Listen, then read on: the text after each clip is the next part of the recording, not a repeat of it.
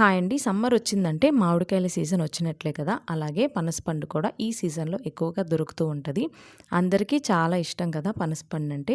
మరి ఈ పనసకాయని ఎలా కట్ చేసుకోవాలో తేలిగ్గా ఈ వీడియోలో చూపిస్తానండి. అందరికీ కుదరదు కదా! ఇలా కట్ చేసుకుంటే చాలా తేలిగ్గా ఉంటది. ఇక్కడ నేను ప్లేట్‌లో ఫ్లేవర్‌లెస్ ఆయిల్ తీసుకున్నాను. అలాగే షార్ప్‌గా ఉన్న నైఫ్ తీసుకున్నానండి.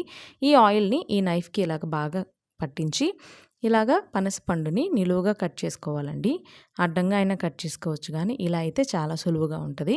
కట్ చేసుకున్న తర్వాత ఇంకొకరి హెల్ప్ తీసుకొని ఇలా చక్కగా 2 భాగాలుగా విడదీసుకోండి. ఇప్పుడు ఒక భాగాన్ని పక్కన పెట్టుకోండి. మళ్ళీ ఒకసారి నైఫ్‌కి ఆయిల్‌ని ఇలా అప్లై చేసేసి దీన్ని కూడా ఇంకొక హాఫ్‌గా కట్ చేసేసుకోవాలండి. తర్వాత మళ్ళీ నైఫ్‌కి ఒకసారి ఆయిల్ అప్లై చేసి ఈ వైట్‌గా ఉన్న పార్ట్ అంతా తీసేసి ఇంకా పనసపండు తొనలని చక్కగా తీసేసుకొని తినడమేనండి. చూసారు కదా! చాలా సింపుల్‌గా కట్ చేసుకోవచ్చు. ఈసారి పనసపండుని మీరు కూడా ఇలా ట్రై చేయండి. నచ్చినట్లయితే సబ్స్క్రైబ్ చేసుకోండి.